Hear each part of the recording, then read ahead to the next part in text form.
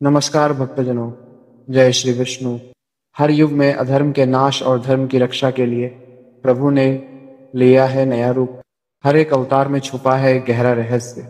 आइए जानते हैं कौन सा अवतार क्यों हुआ प्रकट और उनकी ये अद्भुत कथाएं।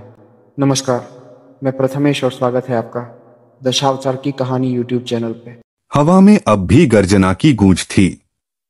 राजमहल की दीवारों पर रक्त के छींटे थे और बीचों बीच सिंहासन के पास खड़े थे स्वयं नृसिंह भगवान। उनकी आंखों से अब भी अग्नि बरस रही थी। श्वास से भयंकर ज्वालाएं निकल रही थीं। अधर्म का अंत हो चुका था, लेकिन उनका रौद्र रूप अब भी शांत होने का नाम नहीं ले रहा था। देवता ऊपर से देखते हुए कांप रहे थे। ब्रह्मा, इंद्र, शिव सब स्तब्ध थे। किसी की हिम्मत नहीं हो रही थी कि उनके निकट जाए। धरती कांप रही थी। आकाश थर्रा रहा था, मानो समय भी ठहर गया हो। तभी एक नन्ही मासूम सी आवाज गूंजी। वह थी प्रहलाद की। प्रभु! प्रहलाद, जिनकी आंखों में आंसू थे, धीरे धीरे कांपते कदमों से आगे बढ़े। सारे देवता उन्हें रोकना चाहते थे, पर कोई साहस नहीं जुटा पाया। प्रहलाद ने भय से नहीं, प्रेम से कदम बढ़ाए। उसके छोटे छोटे पांव रक्त से सने फर्श पर पड़े। उसकी आंखों में केवल विश्वास था। वह नृसिंह के सम्मुख पहुंचा। हाथ जोड़कर रोते हुए बोला, प्रभु, आप मेरे लिए प्रकट हुए, मेरी रक्षा के लिए सब कुछ सहा। अब कृपा कर शांत हो जाइए।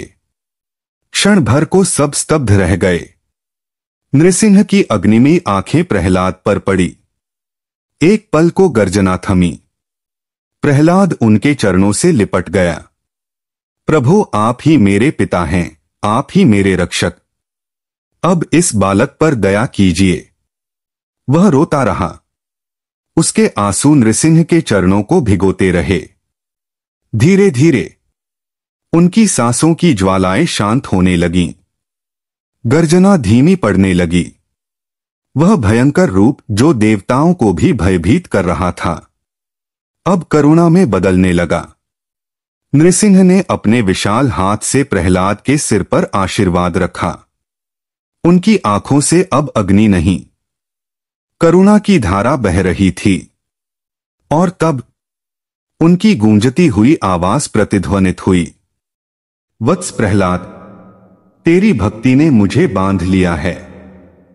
तू सदैव धर्म का रक्षक कहलाएगा। तेरे वंश में धर्म और भक्ति की ज्योति कभी मंद नहीं होगी।